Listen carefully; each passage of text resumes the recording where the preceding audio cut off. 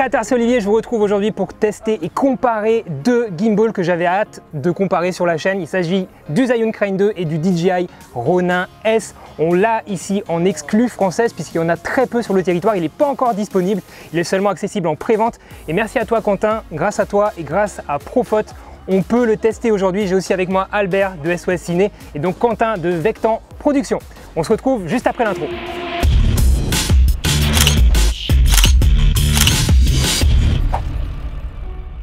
On tient à remercier le Street Wake Park de Mulhouse qui nous accueille pour ce test. On va déjà commencer par comparer les deux gimbals sur leurs caractéristiques. Déjà, on va parler prix. Sur le Crane 2, on est à 790 € TTC avec le servo follow focus, donc le moteur externe qui est maintenant fourni avec. Je parle des prix ici TTC sur le marché français et non pas sur les sites étrangers ou sur le marché gris.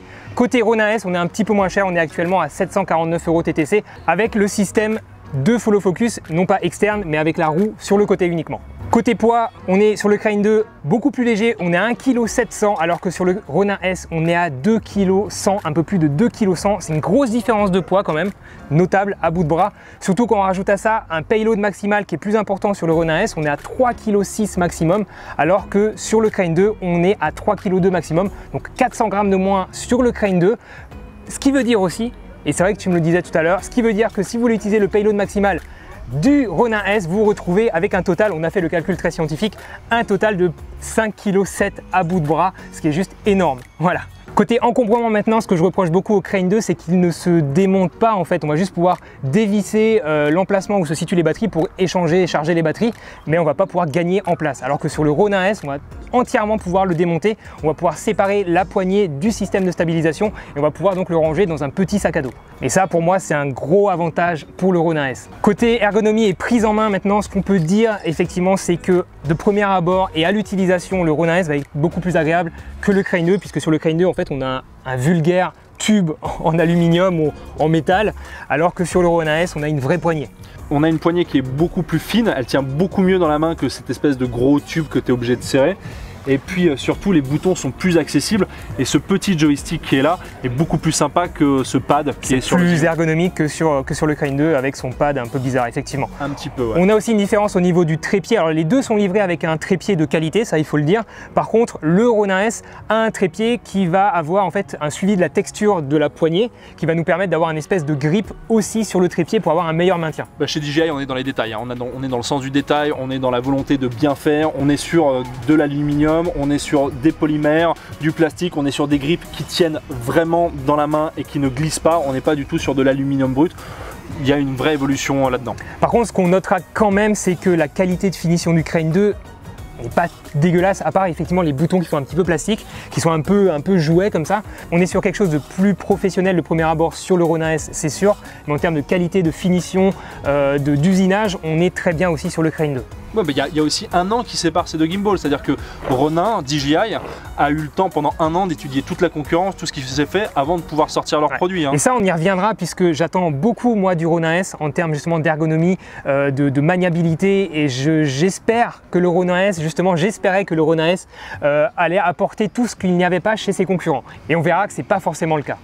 Côté ergonomie, ce qu'on notera aussi, c'est la grosse différence en fait du positionnement du moteur à l'arrière de ces deux gimbals. Oui, parce qu'ils ont réfléchi, ils se sont dit tiens c'est marrant, l'arrière des appareils est là, bah, si on met quelque chose devant on peut plus le voir. Donc ils ont descendu le moteur. Et en plus de ça, tu me faisais remarquer Quentin que la finition des tiges n'est pas la même. Les tiges sont plus longues, ce qui permet de mettre des caméras plus hautes sur le Ronin S.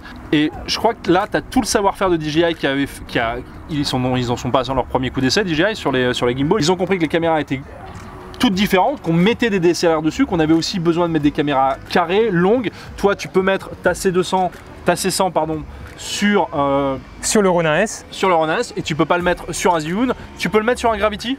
Je peux le mettre sur un Gravity. L'avantage ici, effectivement, c'est qu'on va pouvoir mettre plus de types de caméras sur ce modèle-là, mais après, il est effectivement plus lourd aussi, quoi. Tu sens que les moteurs sont plus lourds.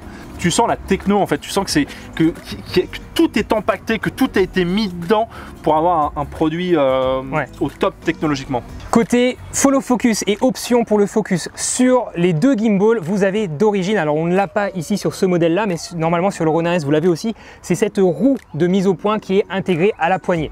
Ensuite sur le Crane 2, comme je vous le disais tout à l'heure, d'origine maintenant, ce Crane 2 est vendu avec son système de servo follow focus externe, ce qui vous permet d'adapter n'importe quel type de caméra, n'importe n'importe quel type d'optique sur ce Crane 2 et de pouvoir profiter donc d'un système de follow focus. On ne sait pas si DJI va sortir son système de follow.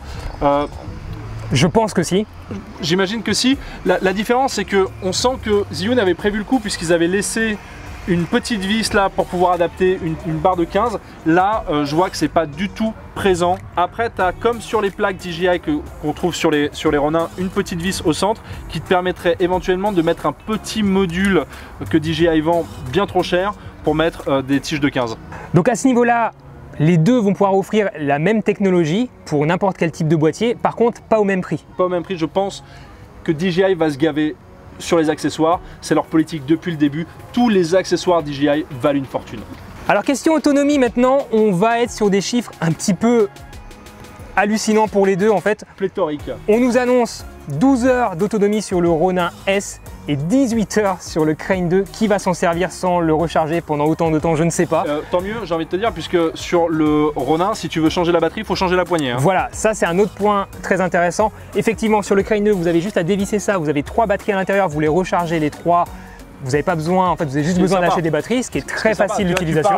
Oh, j'ai oublié de les recharger, j'en ai 3 autres dans le coffre, boum, tu les changes. Sur le Ronin S, vous allez devoir acheter une autre poignée, puisqu'a priori, on ne peut pas sortir les batteries. En fait, la poignée ne fait qu'un avec les batteries. Donc vous allez devoir acheter l'intégralité d'une poignée. On ne connaît pas le prix actuellement, mais on peut imaginer que ça va être très cher. On va parler maintenant du mode sport qui est proposé sur le Ronin S, qui vous permet d'avoir un Ronin S très réactif pour vraiment faire du suivi comme vous pourriez faire par exemple avec un stabilisateur mécanique. Ils annoncent que tu as une stable jusqu'à 75 km/h. Pour le Crane 2 par contre, on nous annonce un mode sport en fait on a un bouton, mais en fait on a un bouton dédié sport, attention, sur la télécommande de follow focus pour un opérateur externe, mais malheureusement ce mode sport pour l'instant il n'a pas l'air de fonctionner, donc j'ai l'impression qu'il y a un problème pour l'instant de firmware. Il y a un nouveau mode qui s'appelle le mode POV, Point of View. Et on a un mode POV, mais c'est encore quelque chose de différent. Le mode POV vous permet de faire donc un peu de l'immersif, mais c'est pas aussi réactif. Oui, mais c'est pas aussi réactif qu'un mode sport. C'est pas aussi réactif qu'un mode sport. Ça sert pas à la base à faire exactement la même chose, mais on est censé avoir un mode sport grâce à cette télécommande ici sur le Crane 2. J'ai pas réussi à faire fonctionner ce mode sport et d'après ce que j'ai vu sur internet, a priori ça ne marcherait pas encore. Mais là tu sens réellement l'année qui les différencie, les processeurs qui sont pas les mêmes, les servomoteurs qui sont pas les mêmes. Est-ce que tu es peut-être déjà en train de dire qu'il y aurait un remplaçant du Crane 2 qui pourrait arriver? Ah, je pense, ouais. Je pense que... Dans l'année. Ah ouais, dans l'année. Zhiyun ne va pas se laisser faire. On n'a pas d'infos, mais peut-être. On va maintenant passer au test comparatif de ces deux gimbals. Pour ça, on a prévu pas mal de choses. On va vérifier s'ils vont sous l'eau, s'ils vont sur l'eau, s'ils vont dans le ciel, s'ils vont sous le sable. On va donc faire plein de tests pour voir ce qu'ils ont dans le ventre. Je vous laisse regarder ça. On va attaquer par un premier test de suivi de sujet, la première fois en marchant et après en courant, et on va voir comment les deux gimbals réagissent.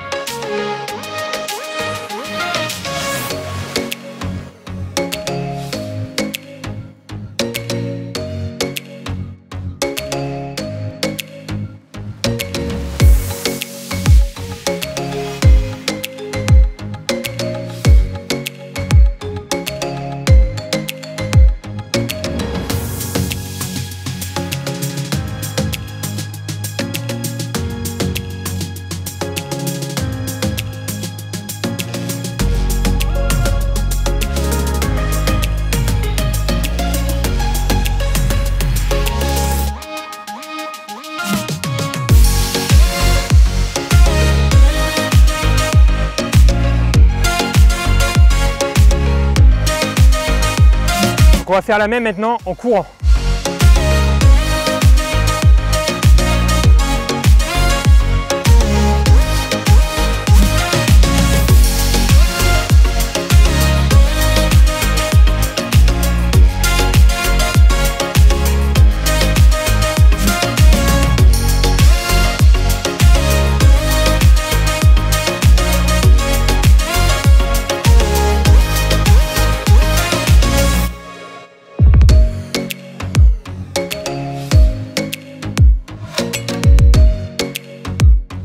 On va faire maintenant un test de rotation orbite autour d'un sujet et je vais voir avec quel gimbal je vais vraiment réussir à garder mon sujet bien au centre de l'image. C'est un mouvement que j'aime bien faire et il est assez compliqué comme ça d'être précis, il faut bien connaître son gimbal pour y arriver et je vais voir s'il y en a un qui est plus intuitif que l'autre. Une autre différence à noter ici, c'est que le Crane 2 dispose d'un écran à l'arrière, c'est très pratique pour savoir dans quel mode vous êtes, si vous êtes en follow, en lock ou en pan follow.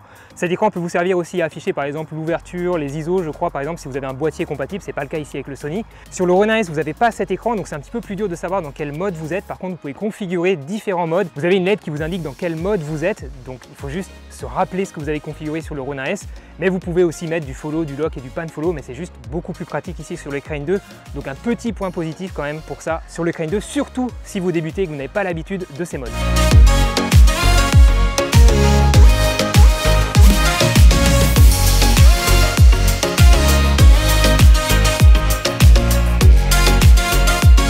Ça m'a l'air pas mal. Et encore une fois, j'arrête pas de le dire, mais il est lourd. Il est lourd, il marche bien, mais il est lourd.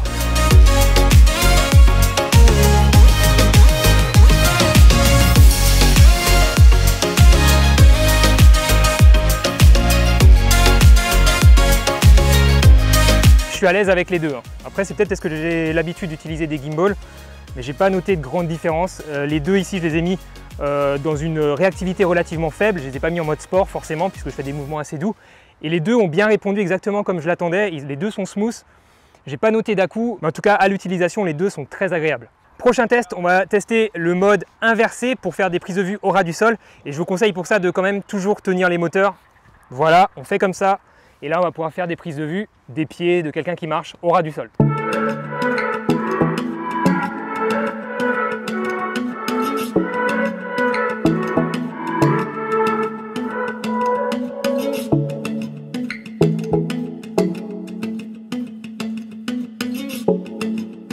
Bon, c'est pas mal, sauf qu'on n'y voit rien sur ce petit écran.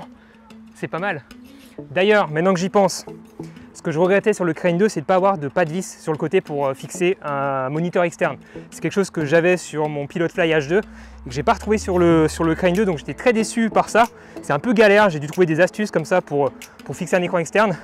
Et j'espérais avoir ça sur le Ronin S et malheureusement de base, j'ai pas l'impression qu'on ait de pas de vis. Après, on a vu sur internet, on a croisé effectivement des photos d'accessoires qui permettraient a priori d'ajouter avec un pas de vis comme ça sur le côté du Ronin S pour ajouter un écran externe.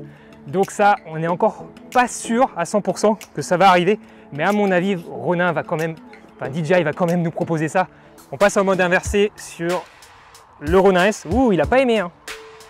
Il n'a pas aimé, il a tremblé. Donc a priori, le Ronin S, il vaut mieux l'éteindre. Donc ce qu'on va faire, c'est qu'on va d'abord l'éteindre et maintenant on va le passer en mode inversé et je rappuie 2 appuis courts. Et il a envie de se mettre dans ce sens. Voilà. Je galère un peu là, c'est moins intuitif que sur le Crane 2. Mais il est à l'envers, c'est parfait.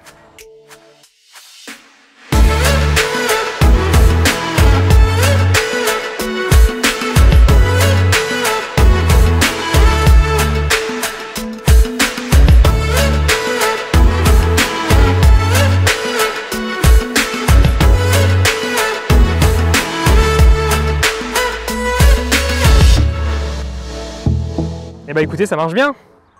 Rien à redire, ils font le boulot tous les deux. Comme tous les gimbals, pas de différence à ce niveau-là. On va maintenant passer sur un test un petit peu plus extrême. Cette fois-ci, avec moi, j'ai Raph qui est pilote de jet ski. Regardez ce que j'ai derrière moi. Un jet ski, on va tester ces deux gimbals en situation un petit peu périlleuse et je vais voir avec lequel je suis le plus à l'aise pour filmer depuis l'arrière de ce jet ski. Et j'en profite pour vous présenter Quentin qui est le gérant du Street Wake Park qui nous accueille aujourd'hui. Merci à toi et ça va être mon rider pour cette séance de test. Enfin, un des deux riders. T'es prêt à envoyer du lourd? On va essayer. On va essayer.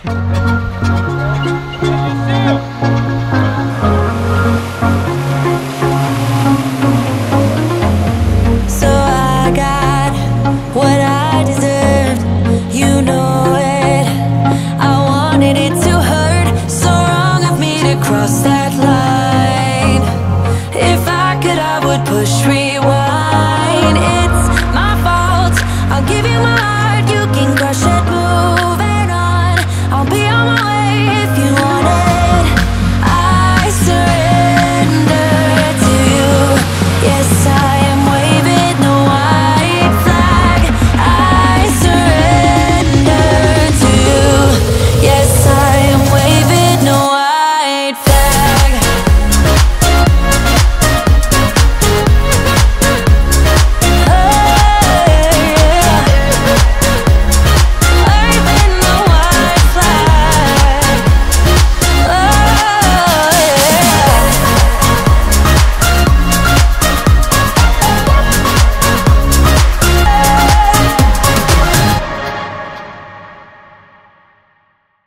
Ok, donc après cette session de jet ski, ce que je peux vous dire, c'est que forcément le Ronin S qui est plus lourd, eh ben, il pèse au bout du bras au bout d'un quart d'heure.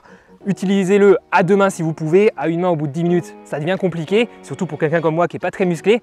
Le Crane 2, c'était plus simple à ce niveau-là. Par contre, le gros avantage du Ronin S, c'est qu'il va vachement mieux supporter les accélérations.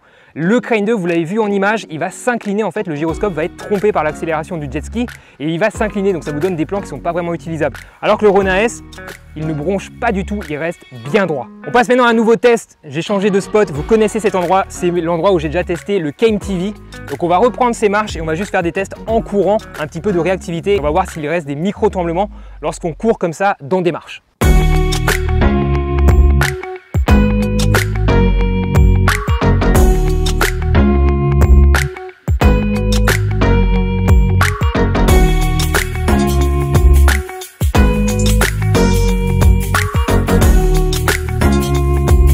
Je confirme quand même que l'écran à l'arrière du Crane 2 est beaucoup plus pratique que le fait de ne pas avoir d'écran sur le Ronin S. Pour les non-initiés, on va se poser la question pour les débutants, le Crane 2 pour avoir formé des gens dessus est beaucoup plus intuitif. Donc sur le Ronin S, c'est vraiment une connerie, comme le dit Albert, de ne pas avoir mis d'écran. On ne sait plus dans quel mode on est, on ne sait pas comment forcément, on se rappelle plus forcément comment on a paramétré ces modes.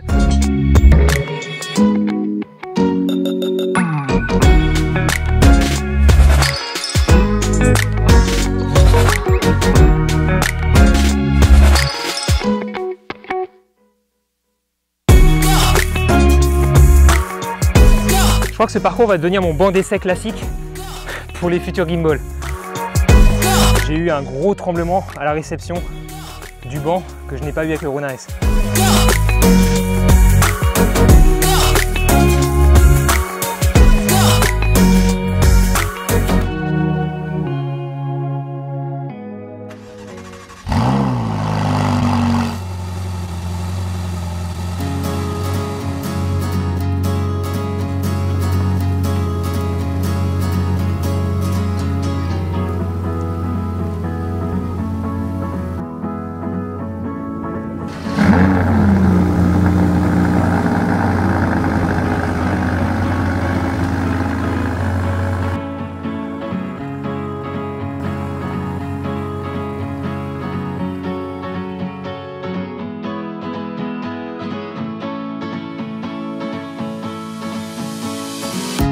Ok, donc là on va se faire pour le prochain test un gros kiff. Regarde, on a une Lamborghini devant, moi je suis en train de piloter une Mustang et derrière on a une Ferrari. On va faire ici des tests des gimbals avec ces trois voitures. Donc Albert est parti positionner le drone là-haut et on va tester les gimbals sur des situations un petit peu différentes, un peu dynamiques, un peu sportives avec ces trois voitures. Donc le X3 arrive, je vais checker le matos et on va partir déjà sur un aller jusqu'à toi. Où j'ai utilisé le Ronin S. Je vais utiliser le Ronin S depuis l'arrière de la Mustang pour voir un petit peu comment ça se comporte dans le suivi des deux autres voitures.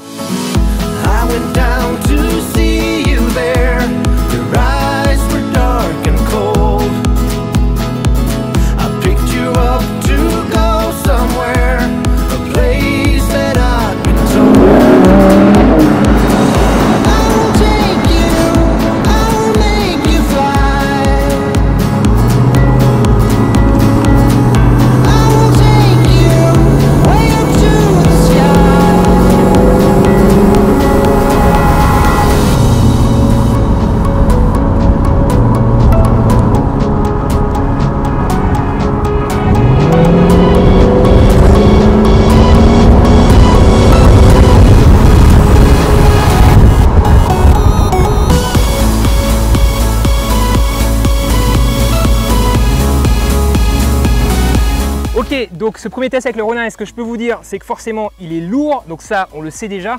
Par contre, très maniable, très facile, très smooth. Il va juste falloir un peu gérer les modes et prendre l'habitude pour pas se tromper dans le cadrage et bien cadrer son sujet au centre de l'image. C'est tout ce que j'ai à dire, c'est un manque d'entraînement que j'ai ici sur le Ronin S, mais il fonctionne très bien, très smooth, très réactif. Il en a rien à faire en fait des accélérations, donc ça c'est très agréable. Donc on va tout de suite tester le même parcours cette fois-ci avec le Crane 2 et je pense qu'il va un petit peu plus galérer lorsqu'il y a de l'accélération, lorsqu'il y a des jets.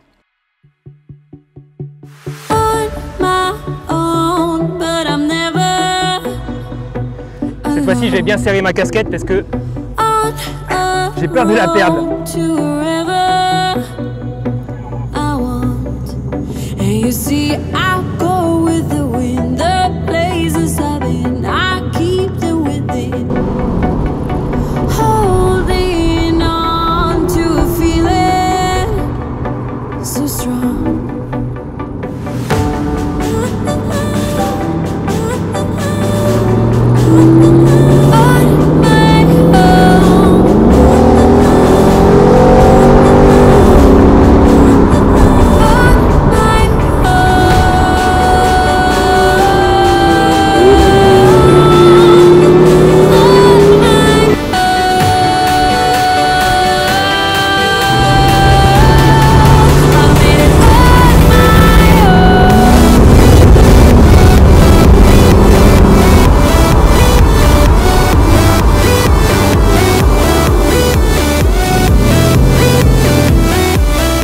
Et voilà, il est de nouveau de travers. Ok, comme je viens de vous le dire, le gros problème ici avec le Crane 2, c'est qu'il accepte très mal les accélérations comme on l'a vu dans le jet ski. Donc il va forcément se pencher dans les virages, ça peut donner un aspect immersif, mais en fait il va rester penché à la sortie des virages. Donc au final c'est pas super. Mais sinon il est relativement smooth, il se débrouille bien. Je me sentais plus à l'aise qu'avec le Rona S puisque je connais mieux le Crane 2.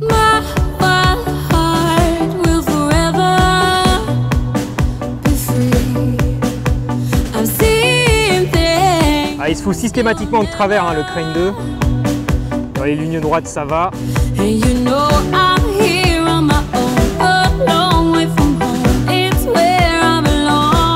Là le Rona S, on l'a déjà vu plein de fois mais je vous le reconfirme. Le Rona S gère beaucoup mieux les petites accélérations, les grandes accélérations. Là on va pas vite du tout. On a vu que le Crane 2 s'inclinait sur le côté alors que le Rona S ne s'incline pas du tout. Donc là je tiens chaque gimbal, je plaque contre mon torse en fait. Et je tiens avec les deux mains et je suis bien calé avec les coudes. Comme ça, j'essaie d'amortir au maximum. Et de toute façon, c'est tellement lourd dans la position où je suis que c'est dur à gérer comme ça, à bras tendus. Allez, on va se faire un petit kiff pour la fin.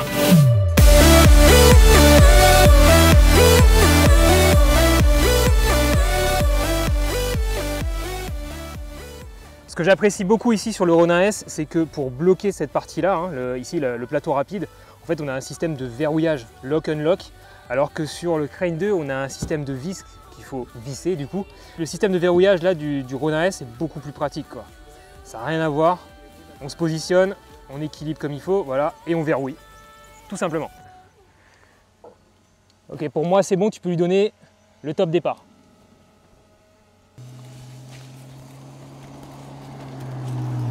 Stop, stop!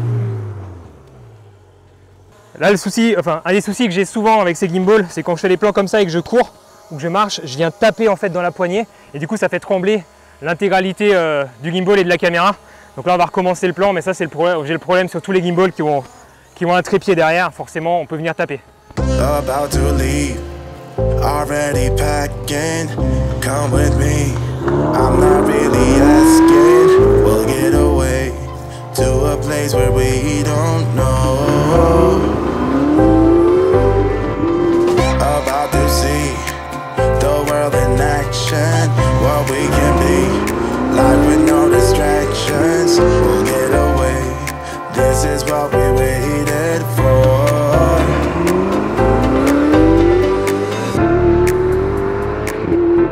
Alors en termes de sensations pour les deux, c'est un peu pareil. J'avoue que j'ai pas noté de grande différence, c'est une question d'habitude. Par contre, on va voir sur grand écran, enfin en plein écran sur l'ordi, vraiment ce que valent ces deux images et s'il y a des tremblements sur les deux. Là, c'est un peu ça que je teste pour voir si les deux sont très stables et si on a besoin, oui ou non, d'avoir une stabilisation supplémentaire ou pas. La Lamborghini, tu peux venir, va pas trop vite dans le virage parce que je vais te courir après et une fois à la sortie du virage, tu peux aller plus vite.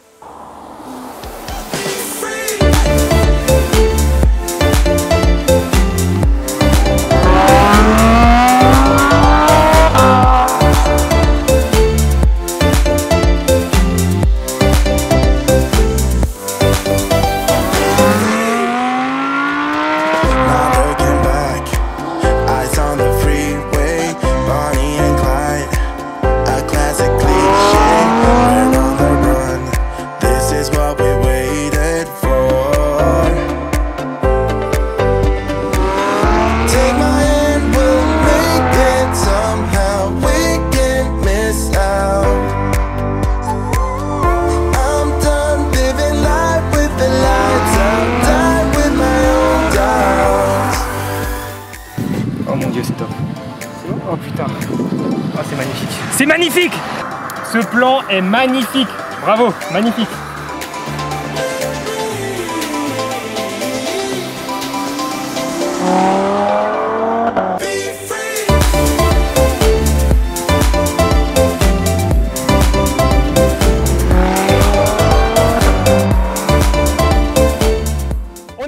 De ce test comparatif, j'espère que ça vous aura plu. En tout cas, nous on a fait le maximum pour vous montrer ce que ces gimbals avaient dans le ventre.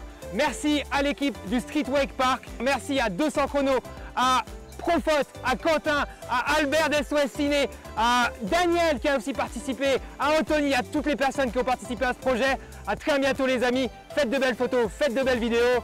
Ciao!